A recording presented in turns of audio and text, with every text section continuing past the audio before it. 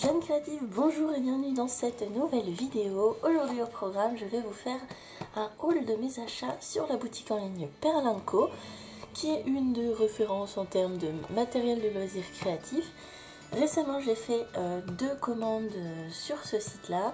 Alors deux, pourquoi? Parce qu'en fait, dans la première, j'avais oublié beaucoup de choses, donc j'ai dû repasser commande. Et en fait, beaucoup me demandent souvent dans les hauls combien de temps ça m'est arrivé, est-ce que c'est rapide et tout ça selon les boutiques. Le temps que ça m'est arrivé, on est d'accord que c'est la poste, donc ça dépend.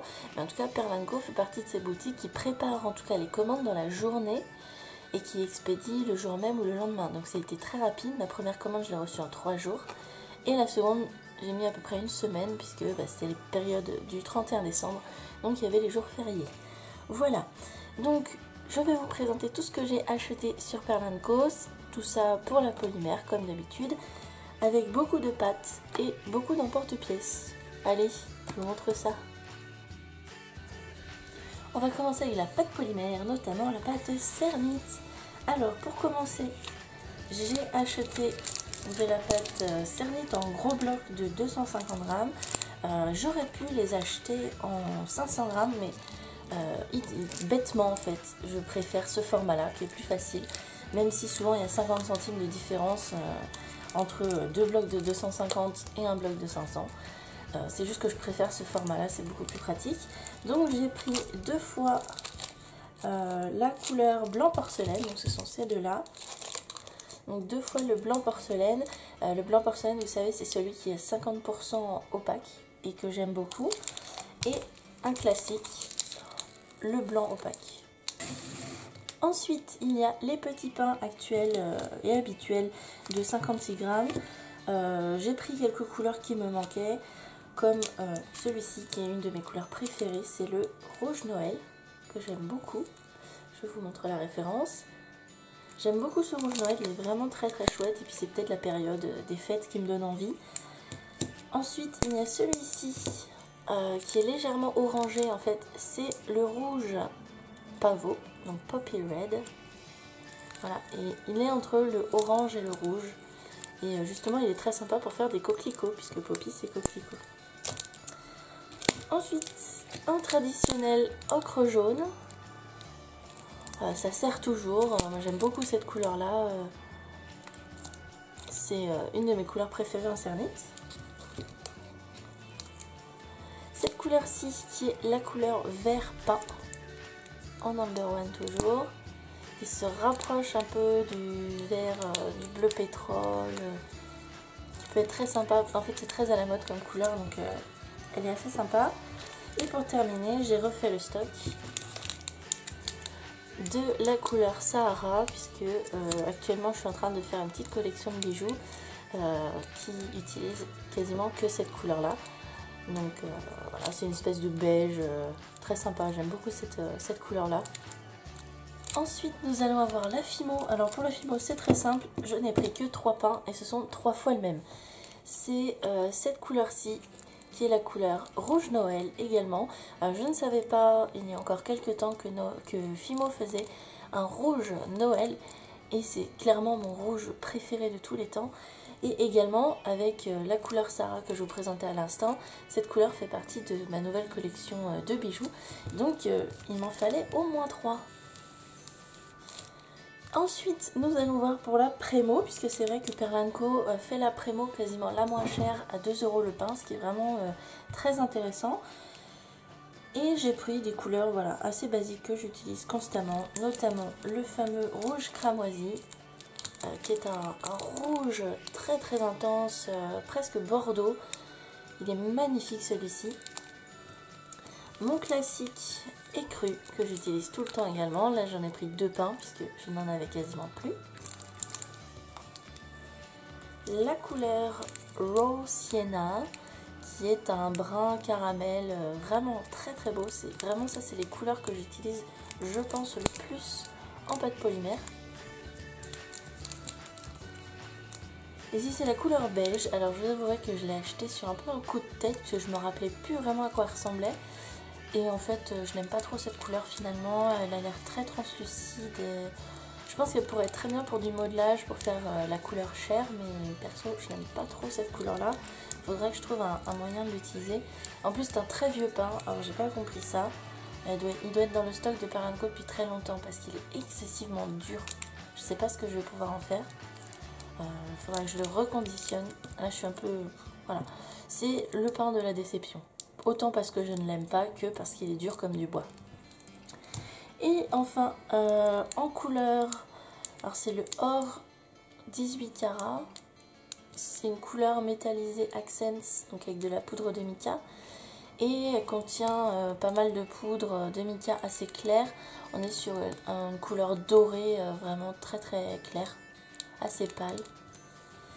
Et le dernier, c'était un jaune que je ne m'étais pas encore acheté, qui est le jaune de zinc. Et je voulais voir un peu la couleur qu'il avait.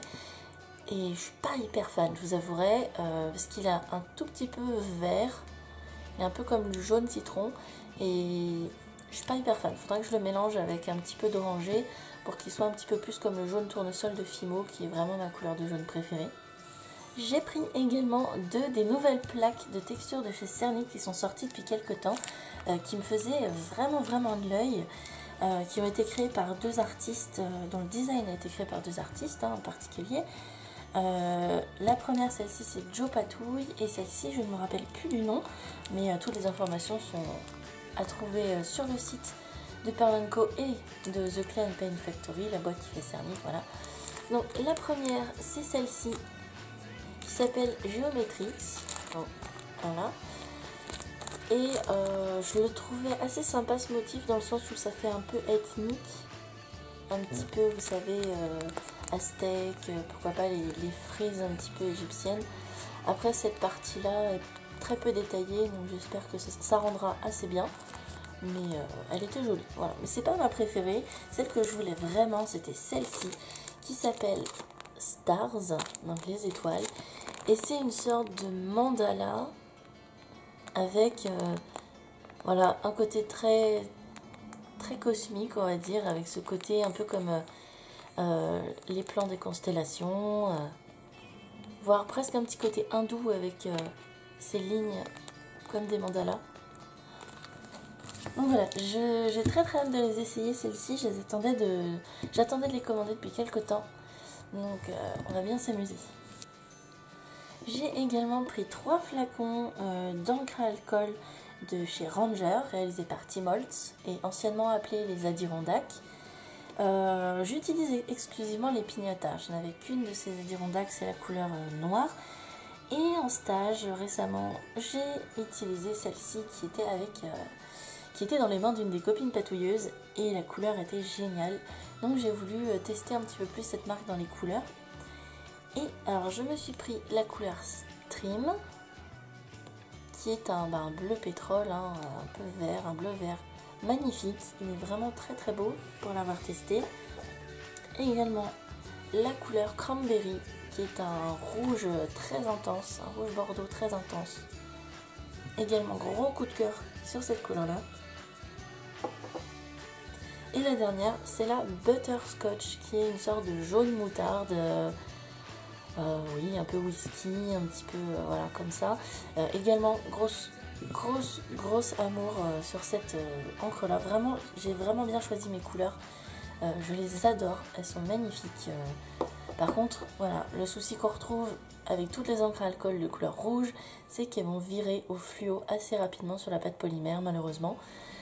Bon, c'est pareil chez Piñata, c'est pareil partout, on n'a pas vraiment le choix. Mais bon, en tout cas, gros coup de cœur pour ces encres à alcool là. Finalement, je les conseille pas mal, elles sont assez pigmentées. Et maintenant, les emporte-pièces. J'en ai acheté vraiment plein parce que j'ai beaucoup d'idées en ce moment et j'ai envie de nouvelles choses quand je fais des créages, j'ai de nouvelles idées, des nouvelles envies. Alors j'ai acheté des emporte-pièces que je pensais jamais acheter de ma vie. Je vais vous montrer ça. Dans le basique, j'ai acheté les hexagones. Donc c'est un petit kit comme ça de 4 emporte-pièces de forme hexagonale. Voilà, ça faisait longtemps que je les voulais ceux-ci, mais j'hésitais à les prendre parce que j'aimerais bien avoir la forme pentagone avec les 5 côtés, mais 6 côtés c'est pas mal aussi. Je pense que en plus ils sont assez fins, ils vont couper plutôt bien. même si ce sont les basiques qui peuvent se déformer. Voilà, donc on a le petit kit de 4 hexagones. Ensuite, j'ai pris ce kit d'emporte-pièces de forme ovale, donc il y en a 5 dans ce kit-là. C'est une forme, c'est vrai, que je n'avais pas encore dans mon atelier et qui me manquait un petit peu. J'avais des idées avec des formes ovales et je n'avais pas de vraies formes ovales. Et ils sont très bien, ils coûtent pas très cher, ils coupent bien, comme les autres, hein, ils vont vite se déformer vu la matière, à mon avis, si je n'en prends pas soin. Mais voilà, je suis ravie, c'est une forme qui est indispensable dans mon atelier, je pense, vous savez, avec les formes rondes et carrées. Voilà, ce petit kit de 5 emporte-pièces de forme ovale. On va passer aux formes un petit peu improbables maintenant. Ce sont par exemple les nuages. Donc ça c'est le kit de 3 nuages, je pense que vous l'avez déjà vu. On a peut-être même tous acheté ça au début quand on commençait. C'est les formes un peu marrantes de Makins Clay. Donc j'ai pris le petit kit de 3. Voilà, ils sont tout petits. Le plus petit est vraiment tout petit. Personnellement je pense pas que j'utiliserai parce que quand on regarde bien, il n'a pas une jolie forme de nuage. C'est pour ça également que j'ai pris celui-ci en plus qui se vendait tout seul. Puisque je trouvais qu'il avait une bonne forme de nuage. Et ça rajoutait une taille supplémentaire puisqu'il va entre le grand et le petit ici. Et il est bien défini celui-là. Toujours dans mes idées bizarres. Un emporte-pièce poisson. Voilà. Il est un peu grand. J'aurais aimé qu'il soit un tout petit peu plus petit. Mais il est très sympa. C'est assez farfelu. Hein. Habituellement, je me serais dit, mais comment ils ont eu l'idée de faire ça? Et en fait, j'ai quelques petites idées pour des créations sur le thème un peu de la Bretagne, bizarrement, ma terre natale. Donc je me suis pris ce joli petit emporte-pièce, qui coupe très bien également, il est assez fin. C'est assez agréable de travailler avec, j'ai déjà fait quelques petits poissons. Le tout petit mignon qui est ici, c'est un emporte-pièce bolet champignon. Il est vraiment tout petit, hein. C'est vrai que les tout petits que j'ai achetés, vous allez voir, j'en ai 3 autres. Ils sont vraiment petits. J'aurais adoré les avoir en une taille supérieure, mais j'ai du mal à les trouver sur le net. C'est tellement mignon. Regardez-moi ce petit champignon. Dans la même veine, nous avons la poire, qui est vraiment hyper mignonne. Hein. C'est des emporte-pièces qui sont hyper basiques, mais qui sont très pratiques. J'adore ce petit motif de poire là. Et enfin, j'ai acheté 2 emporte-pièces. Bon, ils sont vendus séparément, mais bon, ils vont ensemble. Ce sont les pommes. Celui-là, je craque devant ce motif-là. Je craque complètement. 2 petites pommes comme ça. Ça va être trop mignon. J'ai des petites idées, voilà. Et voilà, on a fait le tour de cette nouvelle grosse commande chez Pearl & Co. J'espère que ça vous aura plu. Dites-moi quelle a été votre dernière commande, vous dans les commentaires comme d'habitude. Et si vous savez à peu près qu'est-ce que je vais pouvoir faire de ces petites choses toutes nouvelles, genre les petits emporte-pièces. Sur ce, n'hésitez pas comme d'habitude, le petit pouce comme vous savez bien faire, vous abonner si vous me découvrez aujourd'hui. Et n'oubliez pas la petite cloche des notifications pour recevoir toutes mes nouvelles vidéos, puisque très bientôt de nouveaux tutos vont sortir pour vous.